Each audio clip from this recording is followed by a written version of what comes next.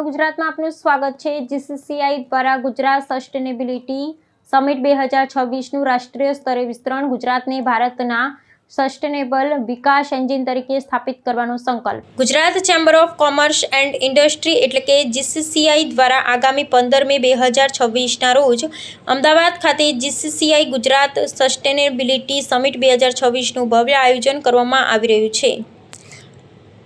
સોલિનેર ખાતે યોજાનારી આ સમિટ હવે માત્ર રાજ્ય સ્તરની પહેલ ન રહી, પરંતુ રાષ્ટ્રીય સ્તરના સસ્ટેનેબિલિટી પ્લેટફોર્મ તરીકે પોતાની આગવી ઓળખ બનાવી રહી છે। ESG, green industry, climate finance અને સસ્ટેનેબલ વિકાસ જેવા મુદ્દાઓ પર દેશભરના નીતિ નિર્માતાઓ, ઉદ્યોગપતિઓ અને પર્યાવરણ નિષ્ણાતો એકત્રિત થશે।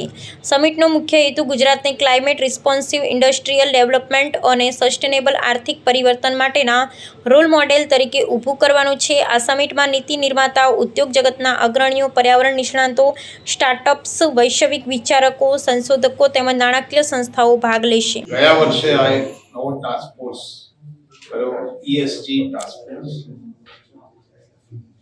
આજે જ્યારે આપણે એન્વાયરમેન્ટની વાત કરીએ, ગ્રીન એનર્જીની વાત કરીએ, દુનિયાને પોલ્યુશન મુક્ત કરવાની વાત કરીએ તો આ એક રેટિંગ આવ્યું છે, ESG રેટિંગ। ESG રેટિંગ હાલે દરેક કંપનીને કરાવવાનું છે, કરે છે। દરેક એક્સપોર્ટ કરતી કંપની, મોટી કંપની અને હવે તો મીડિયમ સ્કેલ કંપની, નાની કંપની હોય તો ESG રેટેડ કંપની જોડે કામ કરવું, ESG રેટિંગ કરાવવું। ESG નું ફૂલ ફોર્મ છે એન્વાયરમેન્ટ, સોશિયલ ઇમ્પેક્ટ અને ગુડ ગવર્નન્સ। તો સૌથી પહેલો જે સબ્જેક્ટ છે એન્વાયરમેન્ટ, એ ખૂબ જ મહત્વનો છે।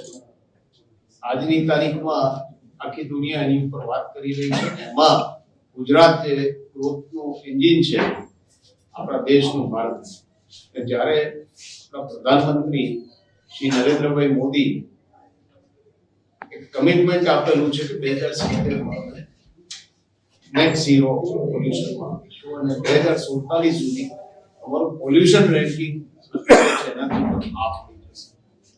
તો આ બધા ગોલ્સ અચીવ કરવા, ગ્રોથના ગોલ્સ અચીવ કરવા, કમિટમેન્ટ ટુ એન્વાયરમેન્ટ અચીવ કરવું, સોશિયલ ઇમ્પેક્ટ એનાથી શું થાય છે એને અચીવ કરવું, એની સાથે સારું ગવર્નન્સ રાખવું, આ સબ્જેક્ટને કવર કરતો આ અમારો બીજો સેમિનાર છે। આ અમે ગયા વર્ષથી આ સેમિનાર ચાલુ કરેલો, એનું ફાઉન્ડેશન લઈ કરેલું। સ્પીકર્સ હતા ઇન્ડિયામાંથી, અબ્રોડથી, અને બધા વાઇડ સબ્જેક્ટ્સ પર ડિસ્કશન થયું। આ વખતના જે સમિટ આવી રહ્યો છે એમાં પણ અનેક સ્પીકરો છે, અનેક સબ્જેક્ટ્સ છે, અને આ સમિટને અમે પણ નેટ ઝીરો પોલ્યુશન રીતે કઈ રીતે ચાલી શકે એની ઉપર પણ કામ કરી રહ્યા છીએ।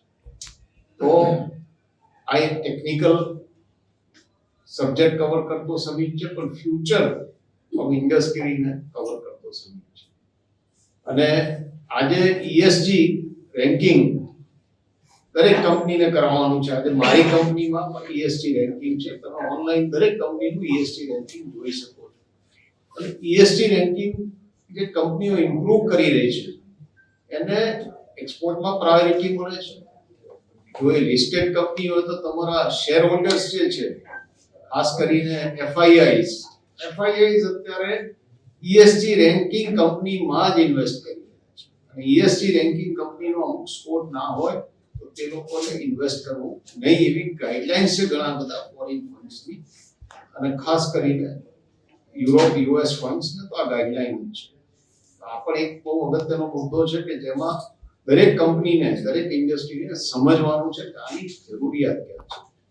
સોશિયલ ઇમ્પેક્ટ, આપણો દેશ જ્યારે આગળ વધી રહ્યો છે ત્યારે આપણે ઇન્ડસ્ટ્રી કયું સોશિયલ ઇમ્પેક્ટ કરીને જાય છે, સોસાયટી માટે, પોતાને ત્યાં કામ કરતા માણસો માટે, પોતાના સપ્લાયર્સ માટે, પોતાના બાયર્સ માટે, એ પણ અગત્યનું છે।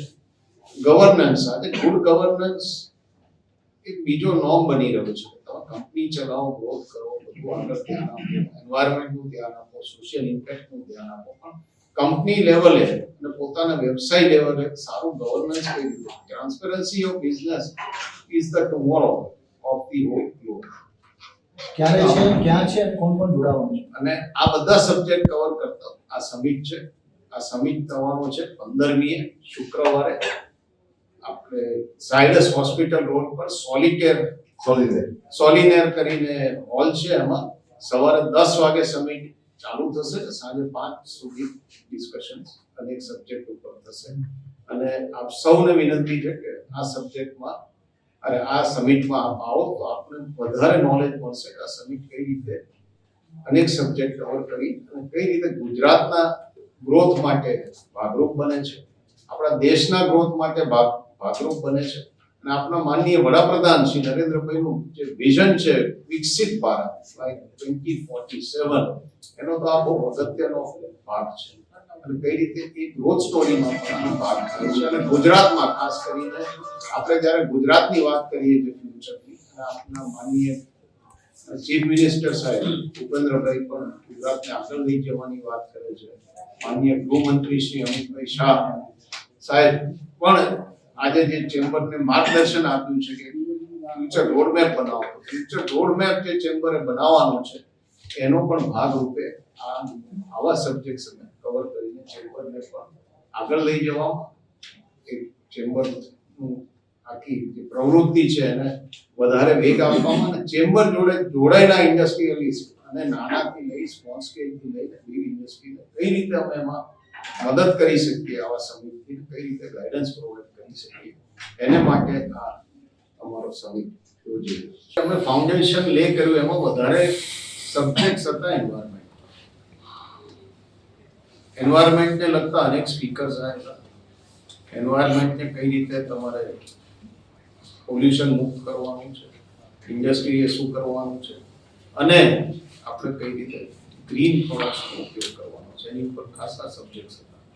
આ વખતે અમે સોશિયલ ઇમ્પેક્ટ ને પણ કવર કર્યું. જેમ સમીરભાઈ કીધું કે gender equality in every aspect of life is very important.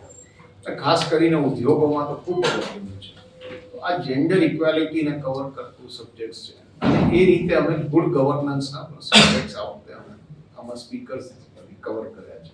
એટલે જેમ જેમ અમને આનો અનુભવ થાય છે, જેમ જેમ અમને નોલેજ થાય છે, અને જેમ જેમ અમારો સમિટ આગળ વધે છે, એમાં સમિટમાં અનેક સબ્જેક્ટ્સ કવર થશે. અને મારું માનવું છે કે આ સમિટ આ વર્ષે તો એક દિવસનો છે, આવતા વર્ષે સમિટ એક દિવસમાં સમિટ પૂરો નહીં કરી શકે. એટલે આવતા વર્ષે 2 દિવસનો સમિટ તો મિનિમમ યોજવો પડશે, તો જ બધા સબ્જેક્ટો સમિટમાં કવર થઈ શકશે. સર, થોટ પેપર આખો દિવસની ચર્ચા પછી તમને ખ્યાલ તો આવશે કે ભાઈ આપણે સુધારવાનું છે. જેમ ESG રેન્કિંગો વધારવાના છે, સસ્ટેનેબિલિટી ઉપર કામ કરવાનું છે, એન્વાયરમેન્ટ પર કામ કરવાનું છે, સોશિયલ ઇમ્પેક્ટ સુધારવાનું છે, તમારી ગવર્નન્સ સુધારવાની છે. એ ડિસ્કશન પછી અમે એવા મુદ્દાનું એક પેપર બનાવીશું કે જે અમે રજૂ કરી શકીએ કે આ મુદ્દાઓ પર ઇન્ડસ્ટ્રીએ કામ કર્યું, વેપારે કામ કર્યું, ઉદ્યોગોએ કામ કર્યું, સરકાર. तो व्हाट्सएप, ट्विटर, फेसबुक, इंस्टा जहाँ भी आपका अकाउंट है, इसे शेयर बटन के द्वारा वहाँ पर शेयर करें.